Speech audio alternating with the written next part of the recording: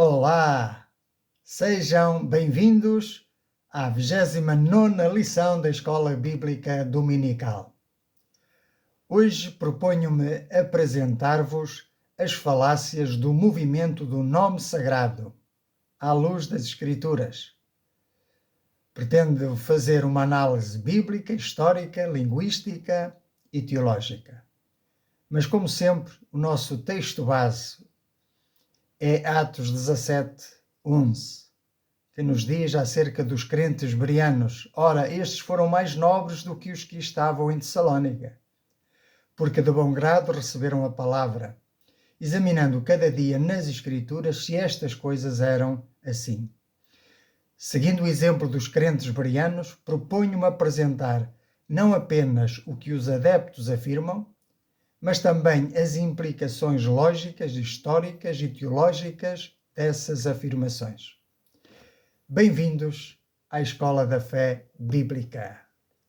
Hoje será um pouco diferente, porque vou falar-vos também acerca de mim, da minha experiência pessoal, do meu testemunho. Portanto, não vos falarei apenas em teoria, mas por experiência própria. E assim como no passado lavrei em muitos destes erros que aqui descreverei, quero contribuir para que tu não caias ou te desvies, abandonando a igreja que te viu nascer na fé. Foi o que lamentavelmente aconteceu comigo. E tenho consciência de que, assim como naquele tempo eu contra-argumentei contra todos os argumentos possíveis e imaginários, também estou certo de que porventura não te convencerão a ti agora estes argumentos. Mas, assim como o meu Senhor, a seu tempo, me resgatou, também contigo o fará. E assim como pela sua infinita graça, pelo seu grande amor e pelas suas misericórdias, ele não me deixou desviar inteiramente, e estou certo e seguro que também o fará contigo, mas será no tempo de Deus. Hoje sirvo ao Senhor em colaboração com o meu pastor de então, um homem de 80 anos que dedicou a sua vida ao ministério, ao qual eu honro e amo no Senhor. E sirvo também juntamente com irmãos que me viram nascer na fé. E essa fé, como diz Judas, que de uma vez por todas foi dada, foi entregue aos santos. Por tudo isto eu sei, eu posso afirmar que ainda há esperança para ti, que porventura estejas envolvido num destes movimentos. Sei também que não será pelos meus argumentos ou pela minha performance, mas pelo Espírito Santo, que te convencerá do pecado, da justiça e do juízo, e pela intercessão de Jesus Cristo, como aconteceu com Pedro, conforme está registado em Lucas, no capítulo 22, versículos 31 e 32. Disse Jesus a Pedro: Simão, Simão, eis que Satanás vos reclamou para vos peneirar como trigo. Eu, porém, roguei por ti, para que a tua fé não desfaleça. Tu, pois, quando te converteres, fortalece os teus irmãos. Grande palavra esta, não é? E grande revelação esta. Satanás, o inimigo das nossas almas, ele procura lançar ardis para que nos desviemos. Mas o Senhor vela por nós. Bendito seja o seu nome. Por isso, eu oro ao Pai do céu que te sustente e te guarde das intenções ardilosas e astutas do maligno e que te carregue nos seus braços de volta ao redil, em nome de Jesus Cristo. Amém. Comecemos então. E quero, antes de vos apresentar este tema, acerca do movimento do nome sagrado, quero dizer que o faço com duas atitudes fundamentais. A primeira, com firmeza na verdade. e a segunda, por amor pelas pessoas. Portanto, eu não vou falar contra as pessoas. Vamos apenas apresentar argumentos à luz das Escrituras e tentar com que se faça luz para que o Senhor possa agir nas nossas vidas. Então, conheçamos este movimento e a sua doutrina. A doutrina dos adeptos e defensores dos nomes sagrados faz parte de uma vertente teológica conhecida globalmente como o movimento do nome sagrado ou Sacred Name Movement. A premissa central desse grupo é que Deus Pai e Jesus devem ser invocados obrigatoriamente pelos seus nomes originais em hebraico, derivados do tetagrama. O tetagrama é composto por 4 consoantes, YHWH. Para os defensores desta linha, o uso de títulos traduzidos ou nomes adaptados para outras línguas é considerado incorreto ou até mesmo espiritualmente contaminado por origens pagãs. Embora existam diferentes correntes dentro deste movimento, todas compartilham uma preocupação central ou um ensino central, que afirmam que a nossa salvação e as nossas orações e a nossa comunhão com Deus dependem da pronúncia exata, correta dos nomes em hebraico. Como, por exemplo, e aqui vêm algumas dessas sugestões, como, por exemplo, teríamos que pronunciar Yahu, ou Yahvé, ou Yahuá, ou Yahu para o Pai. E para o Filho teríamos que pronunciar Yahoshua, Yehoshua, Yahshua, ou outras variantes. Eles afirmam que usar as palavras Deus, ou Senhor, ou Jesus é uma heresia pagã. Porém, observem que a questão aqui é que nem mesmo estes grupos se entendem, porque cada um defende o seu nome, a sua pronúncia, a sua transliteração. E este foi um dos pontos que acabou por me chamar a atenção e que me fez refletir. Que ele possa também fazer-te refletir a ti. Falemos das suas origens históricas. Historicamente, o movimento do nome sagrado não surge no período apostólico, no tempo da Igreja primitiva, nem nos primeiros séculos da Igreja. Observem que as suas origens encontram-se sobretudo em movimentos restauracionistas dos séculos XIX e XX, por volta de 1930, que procuravam recuperar supostas práticas perdidas da Igreja primitiva, ou seja, intencionalmente a intenção parecia ser boa. E é aqui que o inimigo age com astúcia, não é? E muitos dos seus ensinos foram influenciados por movimento adventista, British Israelism, Sacred Name Assemblies e grupos judaizantes modernos.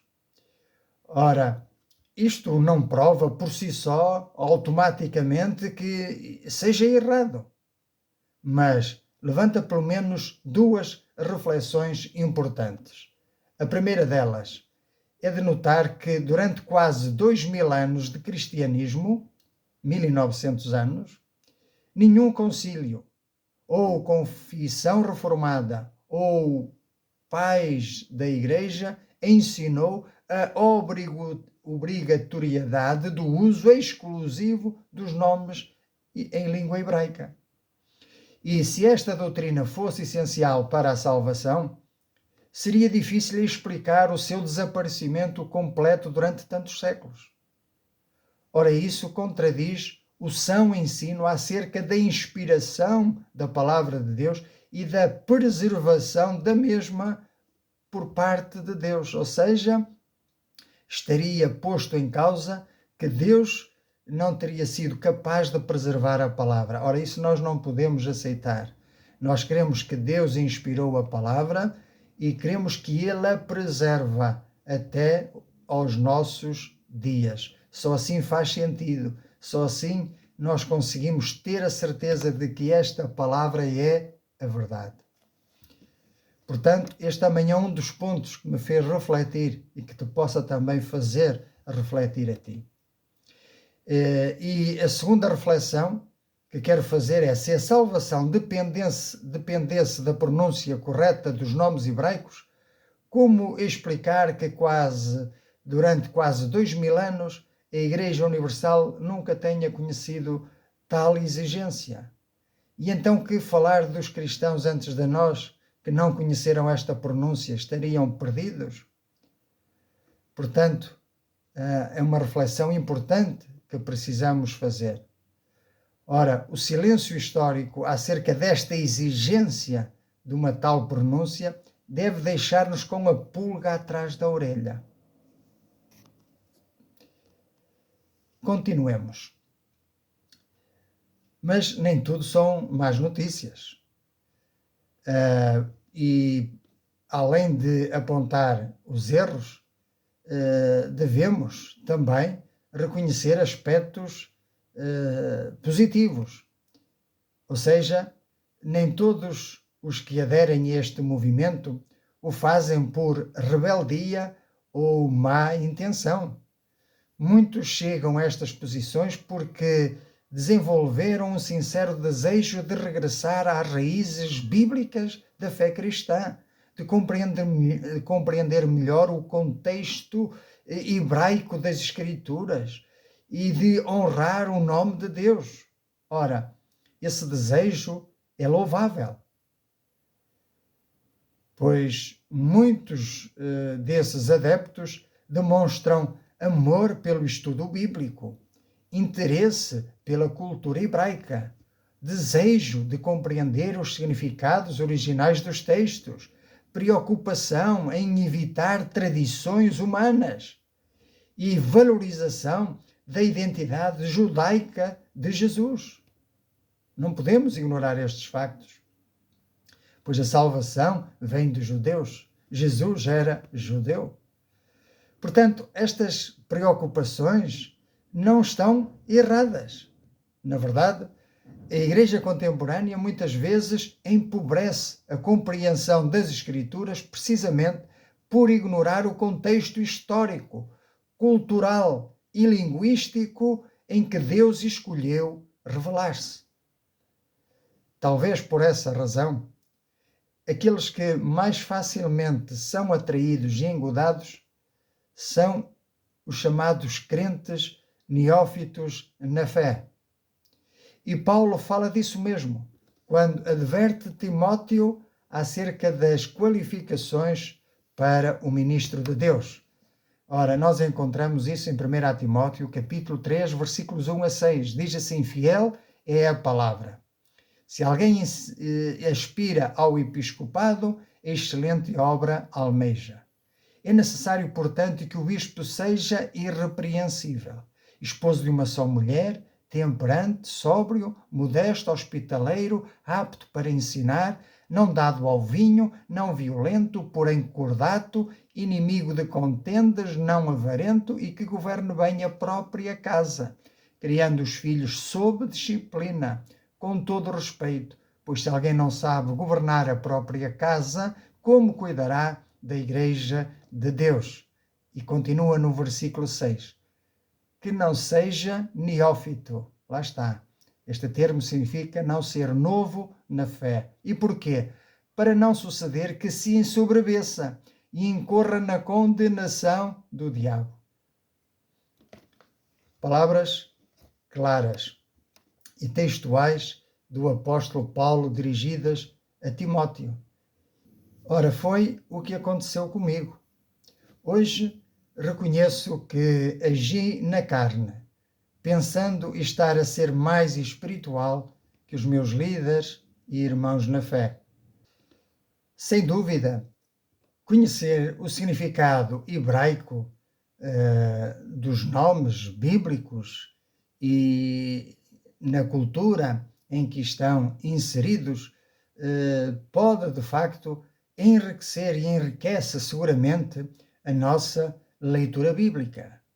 Até porque a Bíblia atribui enorme importância aos nomes, pois na mentalidade hebraica um nome não era apenas uma designação fonética, mas era uma designação que representava identidade, caráter, missão, autoridade. Vejamos, por exemplo, quando Deus muda o nome de Abrão para Abraão, para lhe dar uma nova missão para fazer aliança com ele, ou de Jacó para Israel. Ora, devemos notar que a questão central do Novo Testamento ou de toda a Bíblia não é descobrir uma pronúncia, mas é reconhecer quem Jesus realmente é. Certamente que não é isso que está em causa. O erro não está em estudar os nomes. O erro está em transformar o estudo dos nomes numa exigência divina para a salvação. O problema surge quando uma verdade secundária é transformada numa condição essencial para a salvação, para a oração ou para a comunhão com Deus. O erro está quando chamam de falso não só o Evangelho, mas também as Bíblias impressas em português. Por isso questionamos: se Deus pretendesse que todos os povos reproduzissem obrigatoriamente a fonética hebraica original, por que permitiu que o Novo Testamento fosse escrito em grego? Porque inspirou os apóstolos a utilizar Jesus em vez de preservar constantemente a forma hebraica? A Escritura aponta para a preservação do significado e da identidade, não da fonética exata. Por isso, vejamos agora algumas doutrinas que erradamente estes grupos disseminam. Primeiro, Deus só aceita determinado nome, por isso a salvação depende de determinada pronúncia. Segundo, certas pronúncias invalidam orações, por isso Deus não ouve certas orações. Terceiro, alguns nomes tornam o culto impuro, por isso usar o nome Jesus invalida a fé, por exemplo. Outra ideia, a salvação depende da vocalização correta, por isso a graça depende de um conhecimento linguístico especial. Claro, isto levado ao extremo, não é? Porém, o problema surge quando eles próprios não se entendem entre eles quanto à pronúncia correta, pois uns defendem Yahvé, outro Yahuá, outros nomes, não é? Ou Yahshua, Yahushua, Yahoshua, enfim, uma infinidade de variações fonéticas, de forma que até entre eles se acusam mutuamente de estarem a servir o Deus falso.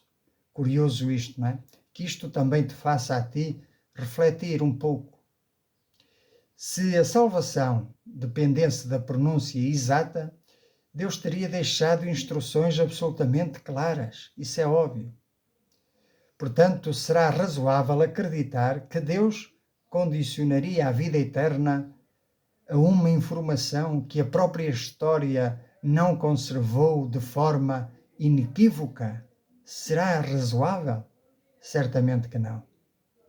A verdade é que os seus ensinos acrescentam uma condição ao Evangelho da graça de Deus. Isso aproxima-se perigosamente do erro combatido por Paulo em Gálatas. Os judaizantes não negavam Cristo, acrescentavam requisitos a Cristo. Diziam, Cristo é necessário, mas não é suficiente. Hoje alguns dizem, Cristo é necessário, mas também precisas da pronúncia correta. Porém, o resultado prático é o mesmo. Trata-se de um outro evangelho. E Paulo advertiu os Gálatas no capítulo 1, versículos 6 a 9. Admira-me que estejais passando tão depressa daquele que vos chamou na graça de Cristo para outro evangelho, o qual não é outro, senão que há alguns que vos perturbam e querem perverter o evangelho de Cristo. Mas ainda que nós, ou mesmo um anjo vindo do céu, vos pregue o evangelho que vá além do que vos temos pregado, seja anátema. Assim como já dissemos, e agora repito, se alguém vos prega o evangelho que vá além daquele que recebestes, seja anátema. Quando algo é acrescentado à suficiência da cruz, a salvação deixa de depender exclusivamente da graça mediante a fé e passa a depender também de conhecimento técnico. Ora, isto contradiz o que Efésios capítulo 2, versículos 8 a 10 nos diz. Porque pela graça sois salvos mediante a fé, e isto não vem de vós, é dom de Deus, não das obras, para que ninguém se glorie. Pois somos feitura dele, criados em Cristo Jesus para as boas obras, as quais Deus de antemão preparou para que andássemos nelas. Agora vejamos como é que a igreja primitiva agia. E esta é uma das evidências mais fortes contra os excessos do movimento do nome sagrado. A igreja nasceu num ambiente judaico, é certo, e os apóstolos falavam hebraico e aramaico. Contudo, quando o evangelho começou a alcançar os gentios, e Paulo sabia o grego também, não é? A igreja adaptou amplamente o grego. Inclusivamente, os cristãos utilizavam a Septuaginta. Os autores inspirados escreveram o Novo Testamento em grego. Os manuscritos cristãos empregavam, então, Kyrios para traduzir Senhor e Theos para traduzir Deus e Jesus para traduzir Jesus.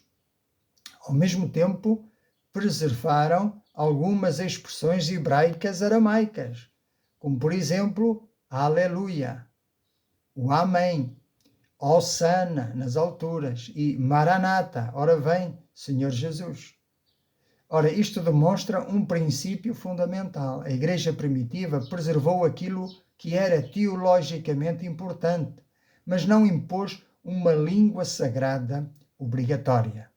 O evangelho foi traduzido, a mensagem foi universalizada, a verdade foi preservada. Pegando nesta última frase, a verdade foi preservada, quero chamar a tua atenção para esta palavra aqui, Aleluia. Pois bem, esta palavra no português preserva o nome divino. As últimas vogais IA são precisamente a abreviação que nós encontramos nos Salmos para o nome de Deus, que é IA.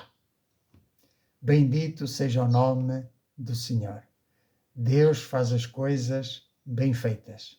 Então, quando nós dizemos Aleluia, significa louvai a IA, a abreviação do nome Yahvé. Bendito seja o nome do Senhor. Concluímos então, pela revelação apostólica, que o centro não é a fonética, mas é a pessoa, Cristo. Quando lemos Atos dos Apóstolos ou as cartas pastorais, observamos que os apóstolos falam constantemente sobre arrependimento, fé, cruz, ressurreição, graça, santificação, novo nascimento, mas nunca encontramos uma única mensagem evangelística centrada na pronúncia do nome divino. Temos apenas uma referência em Atos, referindo-se aos judeus, não é? Que havia entre eles contendas sobre nomes, genealogias, que estes movimentos usam para dizer, estão a ver? Havia aqui a questão do nome, mas é apenas num contexto diferente. Ora, vemos também que Pedro não o fez. Pedro não insistiu sobre a fonética, a pronúncia dos nomes. Paulo não o fez. Filipe não o fez. João não o fez. A preocupação apostólica não era como pronuncias, mas em quem confias.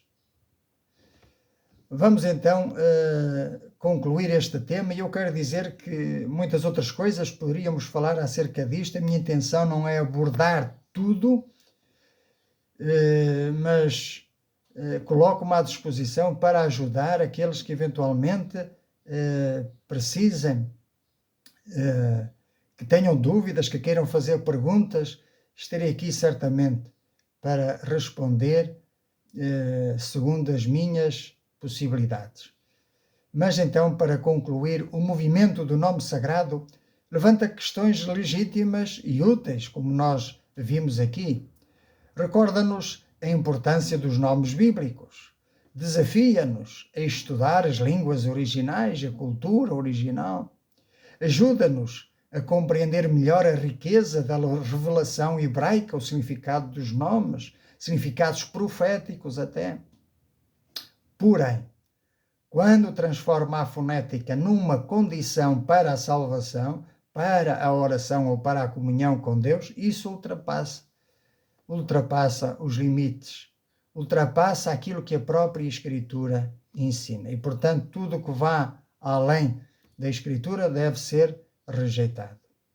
Portanto, o Novo Testamento conduz-nos repetidamente para Cristo, para uma pessoa, não para sílabas, não para reconstruções fonéticas, não para debates linguísticos intermináveis, não, mas para a pessoa do Filho de Deus.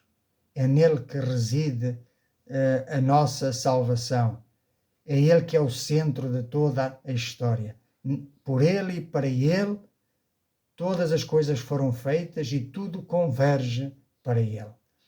Então a pergunta decisiva não será se pronunciastes corretamente o nome, mas conhecestes verdadeiramente aquele que o nome revela? Porque a vida eterna não consiste em dominar uma transliteração hebraica, mas consiste em conhecer o Pai através do Filho pelo poder do Espírito Santo. Conforme orou Jesus ao Pai antes de ir à cruz, em João 17, versículo 3, o Senhor Jesus orou e disse: "E a vida eterna é esta, que te conheçam a ti só, por único Deus verdadeiro, e a Jesus Cristo a quem enviaste." Bendito seja o nome do Senhor. Então, resumindo, o movimento do nome sagrado levanta questões legítimas sobre a importância dos nomes divinos na Bíblia. Contudo, quando afirma que a salvação depende da utilização de uma pronúncia hebraica específica, entra em conflito com o testemunho global das Escrituras. A evidência bíblica, teológica, histórica e linguística apontam para uma conclusão clara.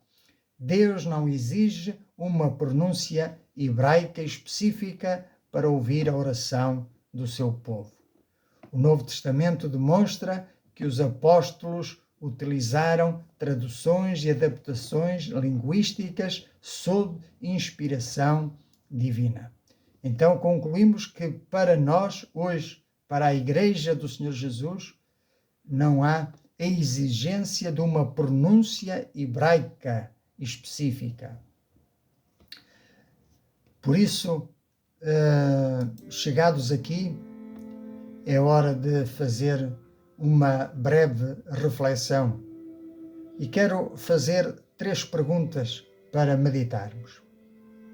A primeira: estou mais preocupado em pronunciar corretamente um nome ou em obedecer verdadeiramente ao Senhor que usa esse nome? Jesus disse em Lucas capítulo 6, versículo 46, "E porque me chamais Senhor, Senhor, e não fazeis o que eu digo?"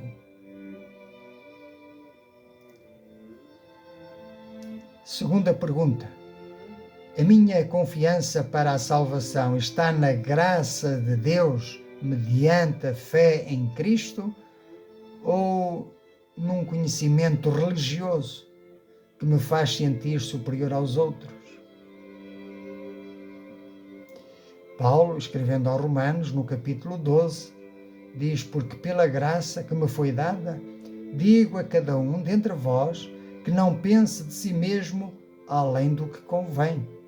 Antes pense com moderação, segundo a medida da fé que Deus repartiu a cada um.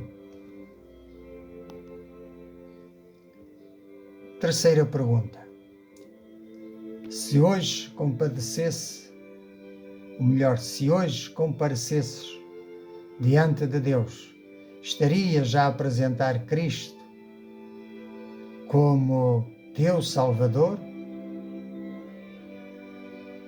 Ou estarias a apresentar as tuas próprias convicções religiosas?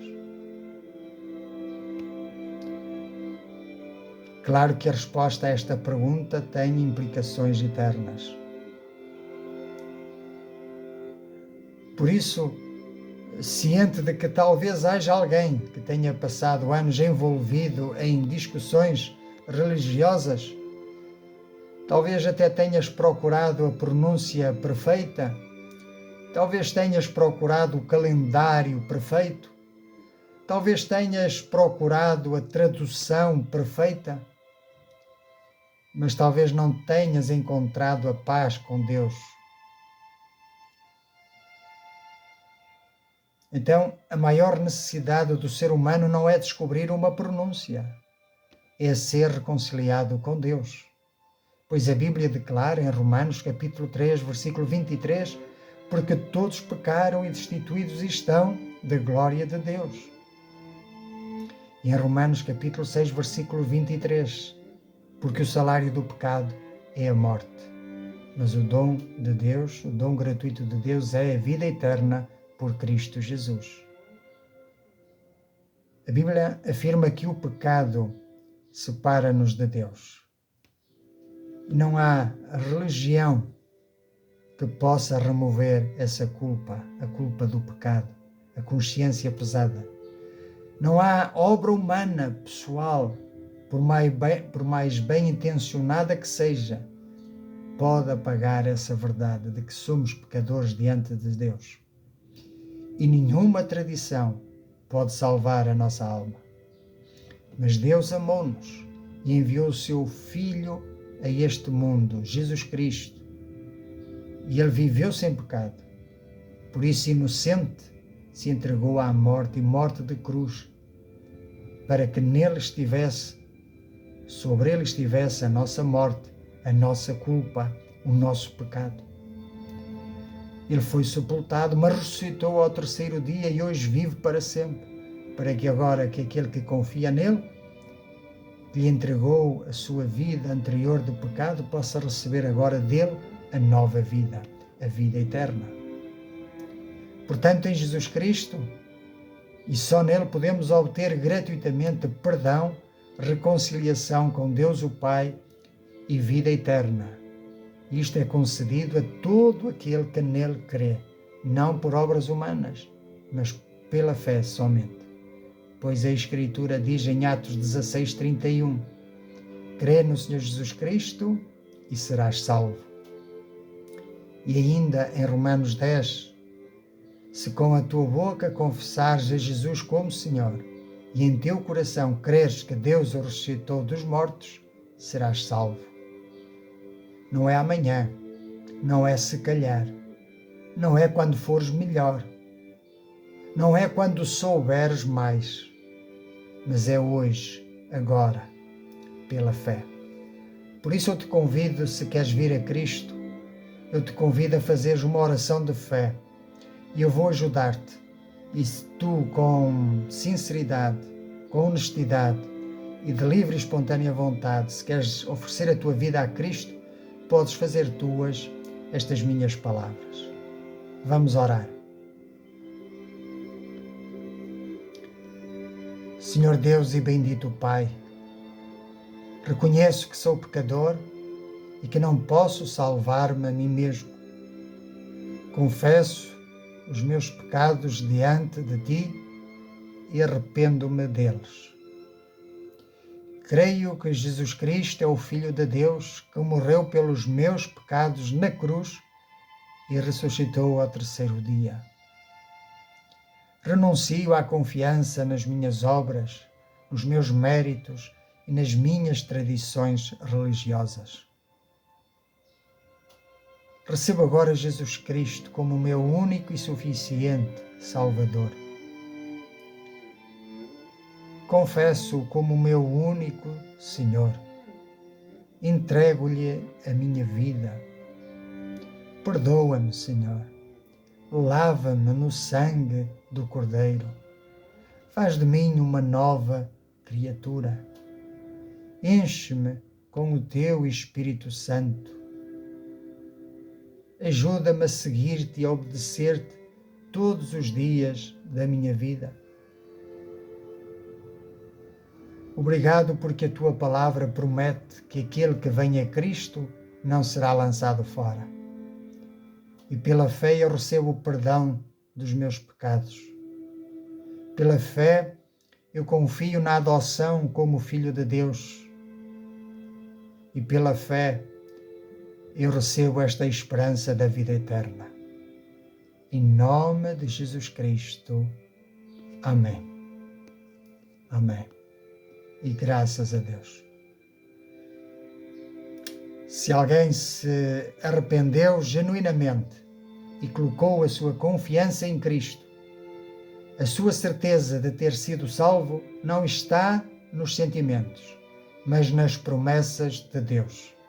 Pois Jesus declarou em João capítulo 6, versículo 37, o que vem a mim, de maneira nenhuma o lançarei fora.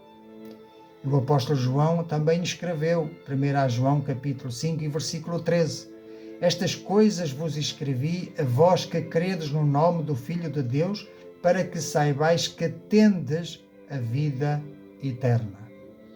E Paulo acrescenta em Romanos capítulo 8, versículo 16, o mesmo Espírito testifica com o nosso Espírito que somos filhos de Deus. Portanto, a verdadeira esperança do crente não está numa pronúncia perfeita, mas numa pessoa perfeita, Jesus Cristo. O Senhor que foi crucificado, mas que ressuscitou e está glorificado no céu. E Ele pode salvar perfeitamente todos os que por Ele se achegam a Deus. Então, fica firme na fé. Ver-nos-emos na próxima lição bíblica, se o Senhor permitir. Que Deus nos abençoe. Amém.